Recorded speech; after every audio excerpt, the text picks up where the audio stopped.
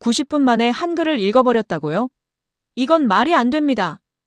2025년 제네바, 세계 문자 역사의 판도를 뒤흔든 충격적인 발표가 이어집니다. 미국 교육 데이터 분석관 에단 쿨이 미국 학생들이 겪는 읽기 공포의 해결책으로 한글을 제시하죠. 세계 최고라 자부하던 미국의 교육 엘리트들과 대학 교수들은 이 믿기 힘든 결과에 경악을 금치 못합니다. 영어를 배우는데 2년이 걸릴 때 한글은 불과 6주 만에 마스터할 수 있는 기적의 1위를 차지한 겁니다. 570년 전 세종대왕이 만든 과학적인 창제 원리에 전 세계가 주목한 진짜 이유가 지금 밝혀집니다. 지금 그 충격적인 현장을 확인해 보십시오. 저는 에단 쿨입니다. 2014년부터 캘리포니아주 교육청에서 숫자를 다루어온 데이터 분석관이죠. 어지간한 통계치에는 눈 하나 깜짝하지 않는다고 자부하며 살아왔습니다. 하지만 오늘은 다릅니다. 오후 7시가 넘은 사무실 형광등 하나가 미세하게 깜빡이고 창밖으로는 세크라멘토의 어두운 저녁이 내려앉고 있습니다. 공기는 차갑고 복도에서는 쥐죽은 듯한 정막만 감돕니다. 내 책상 위에는 캘리포니아 교육청이 외부에 절대 공개하지 않은 기밀 보고서가 펼쳐져 있습니다. 표지에는 기밀이라는 두 글자가 선명하게 찍혀 있습니다. 첫 장을 넘기는 순간 심장이 덜컥 내려앉는 듯한 숨막힘이 밀려옵니다. 초등학교 3학년 이하 학생 가운데 글자를 보고도 읽지 못하는 비율, 무려 67%입니다. 3명 중 2명이 문맹 상태로 학교를 다닌다는 충격적인 통계입니다. 저는 이 숫자를 나지막이 소리내어 읽어봅니다. 67%. 말로 꺼낼수록 혀끝에서 맴도는 그 무게감이 온몸을 짓누릅니다. 저는 처음 교육청에서 분석관으로 일하기 시작했을 때의 그 열정을 지금도 생생하게 기억합니다. 아이들에게 더 나은 교육의 기회를 제공하고 통계와 수치를 통해 올바른 교육 정책을 세울 수 있도록 돕는 일은 제게 큰 자부심입니다. 하지만 지난 10년 동안 제가 다루어온 수많은 수치와 데이터들은 사실 거대한 모순을 품고 있습니다. 매년 미국 교육계는 1조 2천억 달러라는 천문학적인 예산을 쏟아붓습니다. 교사 1인당 학생 수, 교실의 첨단 기기 환경, 교육기술에 대한 투자까지 어떤 지표로 비교해도 세계 최상위권의 교육 시스템이라고 자랑하죠. 그런데 도대체 왜 우리 아이들은 글자조차 제대로 읽지 못하는 것일까요? 일주일 전 제이크와 나눴던 대화가 머릿속을 스쳐 지나갑니다. 제이크는 저에게 교육청이 발표하는 수치가 모두 현실을 축소한 거짓이라고 말하곤 했습니다. 저는 그때만 해도 제이크의 말을 믿지 않았습니다. 통계청과 교육부의 발표를 의심하는 것은 분석관으로서 해서는 안 될 일이라고 생각했기 때문입니다. 하지만 지금 내 눈앞에 펼쳐진 67%라는 숫자는 그 어떤 통계보다 끔찍한 진실을 말해주고 있습니다. 저는 제이크가 있는 자리로 다가가 이 숫자를 보여주고 싶은 충동을 느낍니다. 우리가 틀렸을지도 모른다는 뼈아픈 진실을 말입니다. 보고서의 다음 장을 넘기는 순간 연구팀이 제시한 해결책의 목록이 눈에 들어옵니다. 그리고 맨 첫 줄에 적힌 외국 문자 도입 검토라는 문장을 보는 순간 저는 온몸이 얼어붙는 듯한 충격을 받습니다. 세계에서 가장 강력하고 발전된 교육 시스템을 자랑하는 미국이 정작 자국 아이들에게 자국어를 제대로 가르치지 못하고 다른 나라의 문자를 그 해법으로 검토하고 있다니요. 제 눈을 의심하며 안경을 벗었다가 다시 써보아도 그 문장은 사라지지 않습니다. 이 믿기 힘든 현실 앞에서 저는 깊은 자괴감에 빠집니다. 창가로 다가가 유리창에 이마를 댑니다. 차가운 유리의 감촉이 제 정신을 번쩍 들게 합니다. 그때 창밖으로 보이는 세크라멘토의 가로등 불빛이 빗물에 번지는 모습이 보입니다. 머릿속에서는 지금까지 우리가 분석해온 데이터들이 주마등처럼 스쳐 지나갑니다. 국립학교의 읽기 보조 프로그램에 투입되는 예산은 매년 480억 달러를 넘어섰고 읽기장애 판정을 받는 아이들의 수는 10년 사이에 2.4배나 증가했습니다. 하지만 성과는 없었습니다. 이유는 아주 간단했습니다. 아이들의 지능이나 학습 능력이 부족해서가 아니라 영어라는 문자 자체의 복잡한 구조 때문입니다. 알파벳 26개로 이루어진 영어는 예외가 규칙보다 더 많습니다. C가 K로도 읽히고 S로도 읽히며 같은 철자 조합이라도 단어마다 발음이 달라집니다. 아이들은 규칙을 통해 글을 읽는 것이 아니라 단어 하나하나를 그림을 보듯 통째로 외워야 하는 것이죠. 이러한 교육 환경 속에서 아이들은 읽기 공포를 느끼게 되고 미국의 사교육 시장은 한 해 9천억 달러 규모로 급성장합니다. 아이들이 글을 못 읽을수록 교육 산업은 더 큰 돈을 버는 구조가 형성되어 있는 겁니다. 하지만 이 모든 사실을 깨닫고 있던 그 순간에도 저는 아버지로서 무력하기만 했습니다. 화요일 저녁 거실 식탁에서 국어 숙제를 펴놓고 울먹이던 딸아이의 모습이 떠오릅니다. 8살 된 릴리가 저를 바라보며 묻습니다. 아빠, 글자는 보이는데 왜 소리가 안 들려? 저는 그 질문에 아무런 대답도 하지 못했습니다.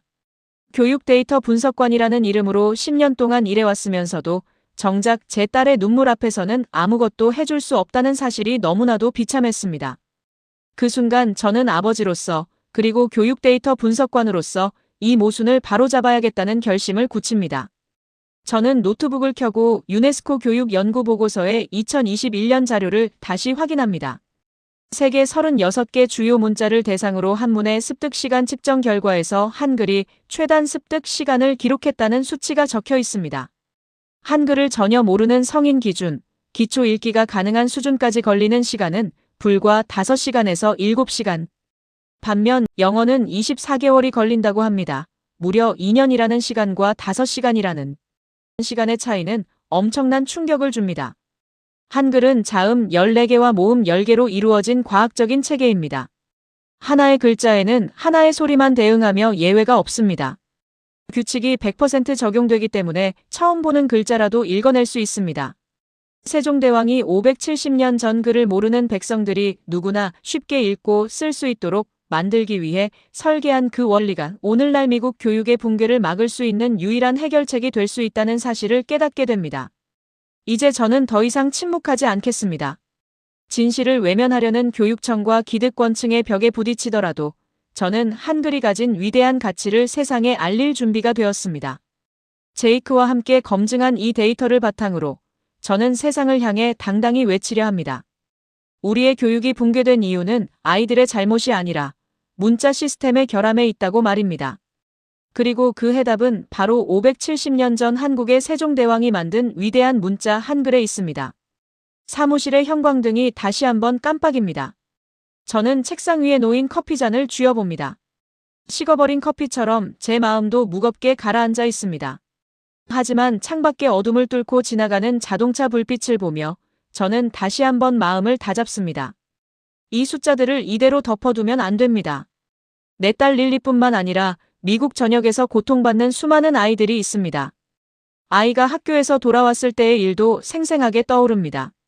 릴리는 가방을 현관에 던져놓고 울면서 뛰어들어왔습니다. 친구들이 자신을 놀린다고 했습니다. 글을 읽지 못한다는 이유로 나고자 취급을 받는다고 했습니다. 그 어린아이의 마음속에 새겨진 상처는 평생 지워지지 않을지도 모릅니다. 그런 아이들에게 우리는 과연 무엇을 해주고 있는 겁니까? 매년 천문학적인 교육 예산을 쓰면서도 근본적인 문자의 문제를 외면한 채 아이들에게 단어를 외우라고 강요하고 있습니다. 이것은 명백한 폭력이며 시스템의 실패입니다. 저는 유네스코 보고서를 다시 한번 정독합니다. 한글의 습득 기간과 관련된 부분에 파란색 형광펜으로 진하게 줄을 긋습니다. 6주라는 시간. 영어가 2년 걸리는 것에 비하면 정말 기적과 같은 숫자입니다. 이 숫자가 거짓이 아님을 증명하기 위해 저는 내일 아침 교육청 내부 회의에서 공식적으로 문제를 제기할 생각입니다. 물론 저에게 쏟아질 비판과 반대는 예상하고 있습니다. 기득권층은 자신들의 치부가 드러나는 것을 원하지 않으니까요. 하지만 진실을 밝히는 것이 데이터 분석관으로서의 진정한 의무이자 부모로서의 책임이라고 믿어 의심치 않습니다. 책상 위에 놓인 전화벨이 울립니다. 릴리입니다. 아빠, 언제 와? 저는 수화기를 들고 다정하게 대답합니다. 조금만 기다려. 아빠가 지금 중요한 진실을 찾았어. 우리 릴리도 곧 편하게 책을 읽을 수 있게 될 거야. 저는 전화를 끊고 다시 한번 보고서의 첫 줄을 봅니다. 외국 문자 도입 검토. 그래요. 이 문장이 현실이 되게 만들 겁니다. 한글의 우수성을 전 세계에 증명하고 미국 교육의 판도를 완전히 바꾸어 놓겠습니다. 저는 더 이상 망설이지 않고 UC 데이버스 캠퍼스 언어인지 연구소로 발걸음을 옮깁니다. 숫자만 나열하는 보고서로는 연방교육부의 완고한 벽을 허물 수 없다는 것을 잘 알고 있기 때문입니다. 진정으로 사람들의 마음을 움직이고 시스템의 변화를 이끌어내기 위해서는 눈앞에서 벌어지는 생생한 증거가 필요합니다. 연구소의 동료들과 밤을 새워가며 실험을 설계합니다. 참가자 모집 기준은 단 하나, 지금까지 단 한 번도 한글을 본 적이 없는 성인입니다. 응모자 수백 명 중에서 엄격한 심사를 거쳐 42명을 최종 선발합니다. 이들의 전공은 경영학, 공학과 같은 기술 분야부터 미술과 간호학에 이르기까지 매우 다양합니다. 물론 언어나 한국어와 관련된 전공자는 철저하게 제외합니다. 객관적이고 공정한 실험을 위해서입니다. 실험 당일 아침, 캠퍼스 내에 작은 강의실 문을 열고 들어서는 순간 팽팽한 긴장감이 감돕니다. 공기는 다소 어수선하고 참가자들은 서로 낯선 눈빛을 교환하며 쑥스럽게 웃고 있습니다. 칠판에 적힌 알 수 없는 기호들을 바라보며 저마다 한마디씩 던집니다. 어떤 사람은 중국어의 한 갈래냐고 묻고 또 어떤 사람은 태국어의 문자 같다고 고개를 갸웃거립니다. 저는 칠판 앞 중앙에 서서 마이크를 쥐고 숨을 한번 깊게 들이마십니다. 이 작은 강의실에서 일어날 90분간의 기적이 미국 교육계의 거대한 폭풍이 될 것이라는 사실을 그들은 아직 알지 못합니다. 저는 참가자들을 향해 또렷한 목소리로 입을 엽니다. 오늘 여러분은 살면서 한 번도 본 적이 없는 완전히 새로운 문자를 배우게 될 겁니다. 그리고 90분이라는 짧은 시간이 지난 후 여러분은 처음 보는 단어를 소리내어 읽는 테스트를 치르게 됩니다. 강의실이 일순간 술렁입니다. 90분 만에 외국 문자를 배워서 무엇을 읽으라는 거냐며 한 참가자가 의아한 표정으로 손을 듭니다. 이름표에는 카일 앤더슨이라고 적혀 있습니다.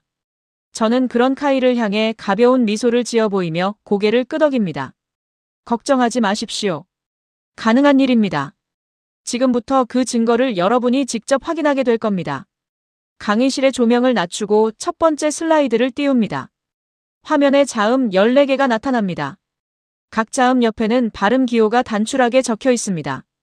복잡한 설명은 없습니다. 단 3줄의 규칙만이 화면을 채우고 있습니다. 이 기호는 항상 이 소리만 냅니다. 예외는 없습니다. 저를 따라 소리 내어 읽어보십시오. 저는 시계를 봅니다. 오전 10시 정각. 참가자들은 숨을 죽인 채 화면을 응시합니다. 자음과 모음이 결합하는 원리를 설명하는 데 걸린 시간은 불과 25분 남짓입니다. 총 24개의 기호, 그것이 한글의 전부입니다. 강의실 분위기가 진지하게 변하기 시작합니다. 처음에는 반신반의하던 참가자들의 눈빛에 호기심과 놀라움이 서서히 묻어납니다. 저는 다음 슬라이드를 넘깁니다. 화면에 처음 보는 형태의 단어가 나타납니다. 비읍, 아, 니은, 아가 조합된 글자입니다. 순간 뒷좌석의 카일이 앞으로 몸을 기울이며 화면을 뚫어지게 쳐다봅니다. 강의실 전체가 무거운 침묵에 휩싸입니다. 종이 위에 연필을 쥐는 소리, 커피잔을 내려놓는 소리마저 선명하게 들릴 정도로 숨죽인 분위기가 이어집니다. 그때 카일이 조심스럽게 입을 엽니다. 바나나. 저는 미소를 지으며 고개를 끄덕입니다. 맞습니다. 정확히 바나나라고 읽은 겁니다. 연이어 두 번째 단어를 화면에 띄웁니다. 이번에는 키읔, 아, 미음, 리을, 아의 조합입니다. 이번에는 맨 뒷줄에 앉아있던 미술 전공의 마리사 체이가 자신감 넘치는 목소리로 읽어냅니다. 카메라. 강의실은 다시 한번 놀라운 정적에 휩싸입니다. 자신이 방금 읽어낸 글자의 의미를 깨달은 참가자들은 서로의 얼굴을 번갈아 쳐다봅니다. 카일은 입을 다물지 못한 채 칠판을 바라보며 연신 고개를 젓습니다. 이건 말이 안 되는데. 어떻게 이렇게 쉽게 읽히는 거죠? 오전 11시 22분. 교육을 시작한 지 57분이 지난 시점입니다. 저는 마지막 테스트를 위해 일상생활에서 자주 쓰이지 않는 낯선 조합들로 구성된 단어 슬라이드를 준비합니다. 참가자들이 사전 정보나 맥락을 통해 유추할 가능성을 원천적으로 차단하기 위함입니다. 화면에 새로운 단어들이 속속 등장하고 카일을 포함한 42명의 참가자 중 37명이 한치의 망설임도 없이 정확하게 소리내어 읽어냅니다. 정확도 88%. 총 교육시간 90분. 이 숫자는 제가 지금까지 작성한 그 어떤 통계 보고서보다 강력하게 제 심장을 뛰게 만듭니다. 강의실 안의 공기는 완전히 달라져 있습니다. 그 누구도 섣불리 입을 열지 못합니다. 이 침묵은 단순히 몰라서 생기는 침묵이 아닙니다. 자신이 지금까지 당연하게 믿어왔던 언어의 규칙과 상식이 송두리째 흔들리는 순간이 가져다주는 충격입니다. 마리사는 멍한 표정으로 혼잣말을 하듯 중얼거립니다. 우리 아이가 영어 읽기 때문에 벌써 2년째 튜터링을 받고 있어요. 그런데 이 문자는 1시간도 안 돼서 읽을 수 있다니요. 도대체 우리가 아이들에게 무엇을 강요하고 있었던 걸까요? 저는 마리사의 말을 들으며 가슴속 깊은 곳에서 울컥하는 감정을 느낍니다. 카일 역시 책상 위 메모지에 방금 배운 자음과 모음을 꾹꾹 눌러 적으며 혼자 발음해보고 있습니다. 에듀테크 시장은 2025년 기준 4천억 달러 규모를 돌파했다고 합니다. 학습 효율을 높인다는 명목하에 수백 개의 스타트업이 생겨나고 애플리케이션이 쏟아져 나옵니다. 하지만 그 어떤 혁신적인 소프트웨어도 문자의 구조적 결함 자체를 해결하지는 못했습니다. 진정한 혁신은 복잡한 프로그램이 아니라 단순하고 명확한 문자의 구조 그 자체에 있었던 겁니다.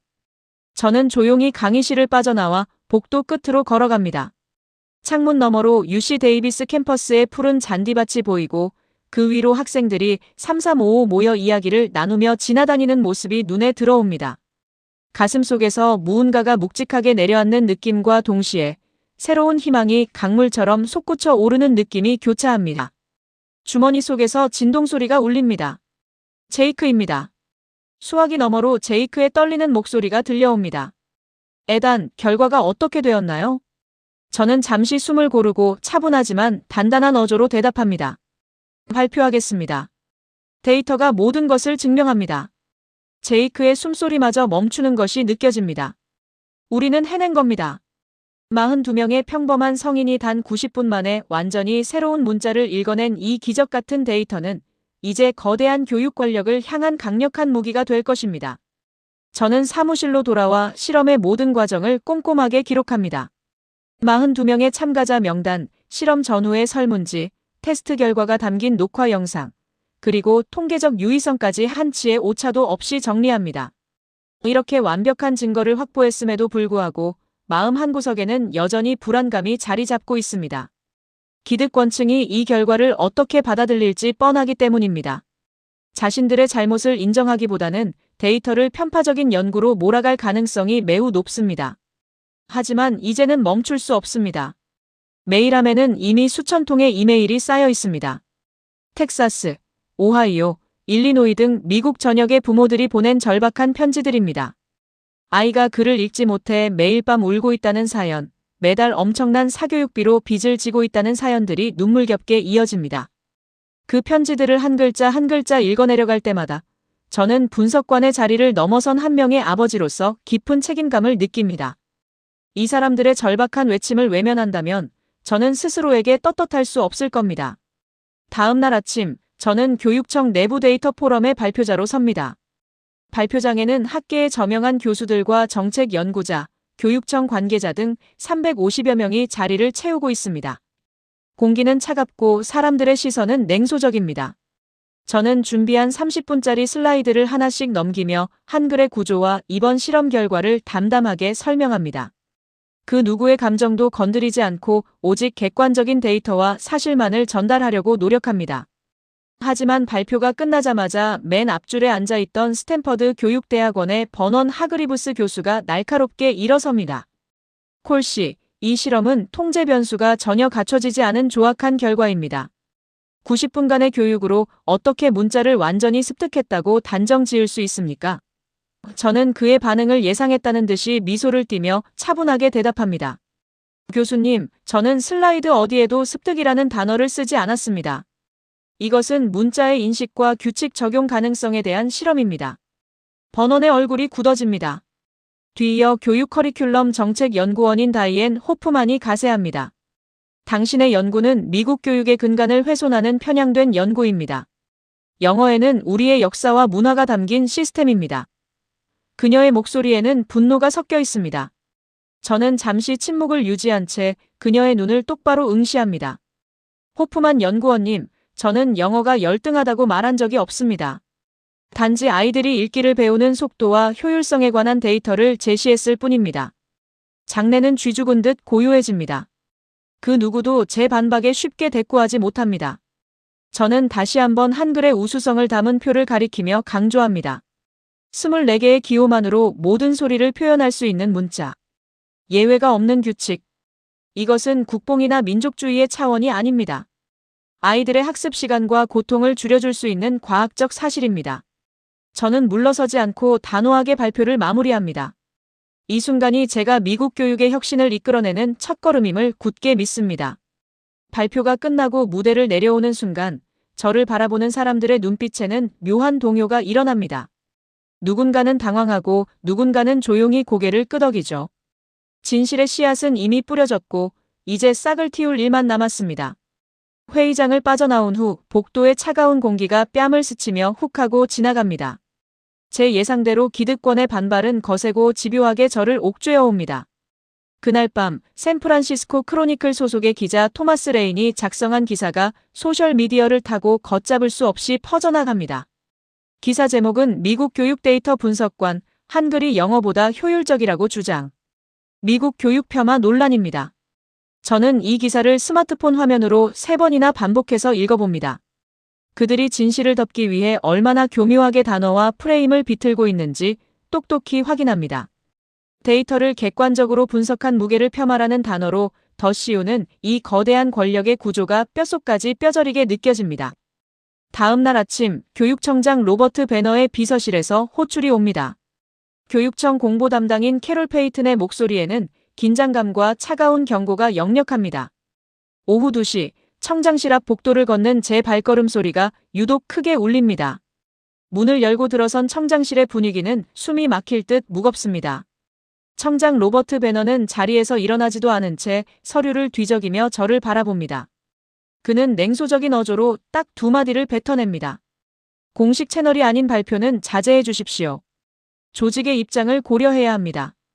진실이 시스템의 체면보다 중요하지 않다는 듯한 오만한 태도에 제 가슴이 무너져 내리는 듯합니다.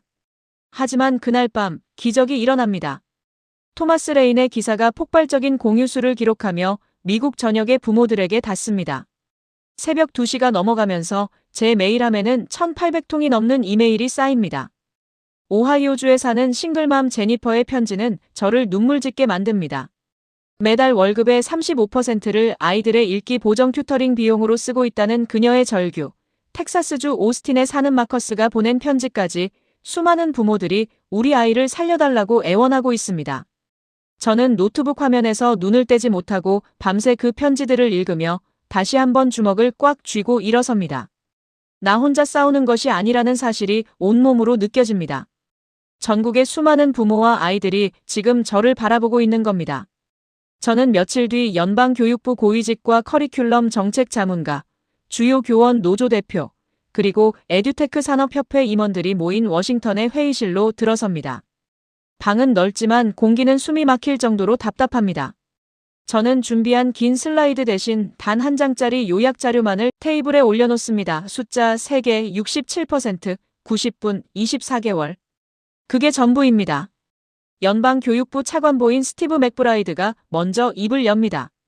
콜 씨, 우리도 읽기 교육의 문제를 인지하고 있습니다. 하지만 교육 시스템은 하루아침에 바꿀 수 있는 것이 아닙니다. 전통, 인프라, 교원 재교육 예산이 모두 얽혀 있습니다. 린다 쿠어스 교원 노조 대표 역시 외국 문자를 교실에 들여온다는 발상 자체가 현장 교사들에게 혼란을 주는 일이라고 목소리를 높입니다. 저는 굴하지 않고 담담하게 대꾸합니다. 우리가 지금 지키려는 것이 문자입니까? 아니면 아이들의 미래입니까? 현장 교사들이 가장 힘들어하는 것은 읽기를 못하는 아이들 앞에서 무엇을 해야 할지 모르는 것 아닙니까? 회의실이 쥐죽은 듯 고요해집니다. 그 어떤 반박도 나오지 않는 그 침묵 속에서 저는 시스템이 진실을 외면하는 이유를 똑똑히 봅니다. 그들은 시스템이 흔들리면 자신들의 기득권이 무너질까 두려운 겁니다. 저는 자리를 박차고 일어나 테이블 위에 자료를 두고 회의실을 나옵니다. 그리고 결심합니다. 미국 교육당국이 해결하지 못한다면 전 세계가 함께 모이는 더 큰 무대에서 한글의 과학적 우수성을 당당히 밝히겠다고 말입니다. 저는 스위스 제네바에서 열리는 국제교육혁신 포럼의 연사로 초청을 받습니다. 출발 전날 밤 짐을 챙기면서 저는 딸 릴리의 방을 잠시 들여다봅니다. 릴리는 곤히 잠들어 있습니다. 저는 그 아이의 머리를 쓰다듬으며 다짐합니다. 전 세계가 이 위대한 문자의 진가를 알게 될 것이라고 말입니다. 제네바행 비행기 안, 저는 창밖으로 펼쳐진 구름을 바라보며 깊은 상념에 잠깁니다. 지난 몇 달간의 시간들이 필름처럼 빠르게 지나갑니다.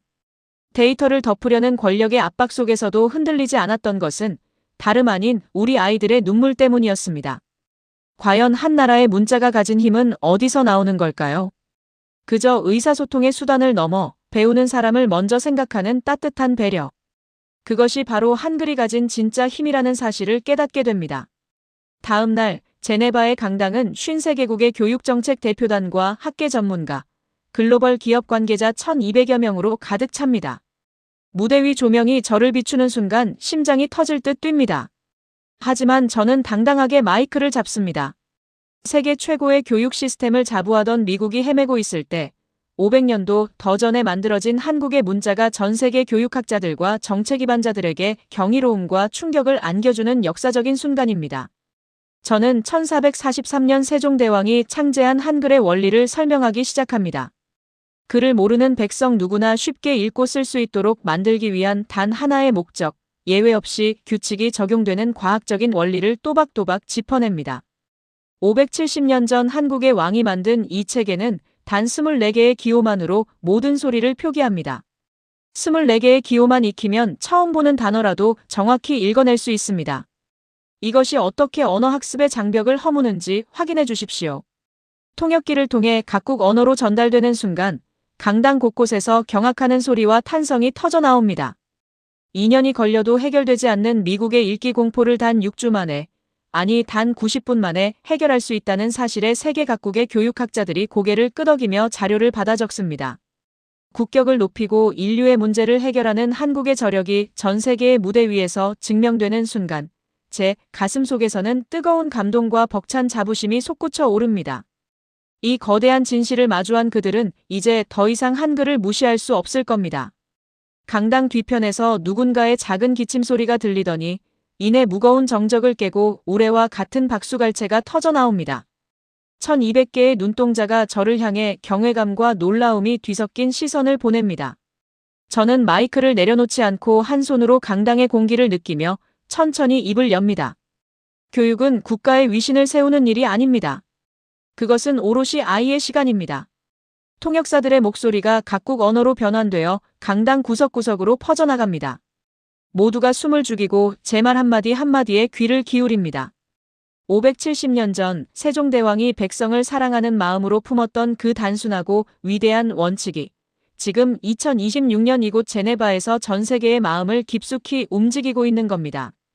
저는 강당에 모인 전 세계의 교육자들을 바라보며 제가 겪었던 지난날을 떠올립니다. 미국 캘리포니아 교육청의 차갑고 딱딱한 회의실 데이터의 진실을 외면하고 기득권을 지키려던 교육 관료들의 무관심이 파노라마처럼 스쳐 지나갑니다. 그들은 시스템의 붕괴를 인정하는 대신 진실을 덮는 길을 택했습니다. 하지만 제가 이 제네바 포럼의 무대에 서서 여러분에게 전하고자 했던 이야기는 미국 교육의 실패나 한글의 절대적인 우월성을 자랑하기 위함이 아닙니다. 아이들이 겪고 있는 그 막막한 읽기 공포를 끝내기 위한 가장 따뜻하고 쉬운 길을 우리 모두가 함께 걷자는 제안인 겁니다. 사실 처음 이 연구를 시작할 때만 해도 저는 두려움이 앞섰습니다. 교육 데이터 분석관으로 10년 동안 일하면서 숫자는 거짓말을 하지 않는다고 믿어왔지만 그 숫자가 가리키는 진실을 마주하는 것은 또 다른 문제였기 때문입니다. 수많은 학자들이 저를 비판하고 교육청장은 공식적인 발표를 자제하라며 저를 압박했습니다.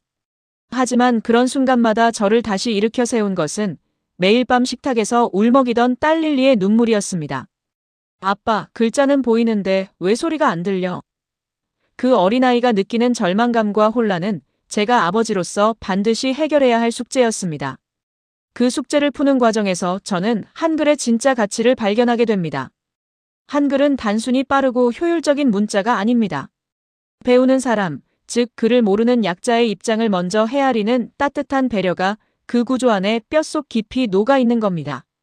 1443년 세종대왕은 백성이 글을 읽지 못해 억울한 일을 당하는 것을 안타깝게 여겨 누구나 하루아침에 배울 수 있는 문자를 만들었습니다. 권력을 가진 자들만이 독점하던 지식을 모두에게 나누어 주겠다는 그 숭고한 정신이 21세기를 살아가는 우리 아이들의 교육 문제를 해결하는 열쇠가 될 줄은 아무도 몰랐던 것이죠. 강당 앞줄에 앉아있던 핀란드 교육부 대표단이 고개를 끄덕이며 메모를 적는 모습이 눈에 들어옵니다. 그들의 눈빛에는 단순히 호기심을 넘어선 깊은 공감이 담겨 있습니다. 이들은 이미 자국의 교육 시스템이 겪고 있는 한계를 인식하고 있었고 그 대안을 찾기 위해 오랫동안 고민해왔던 겁니다.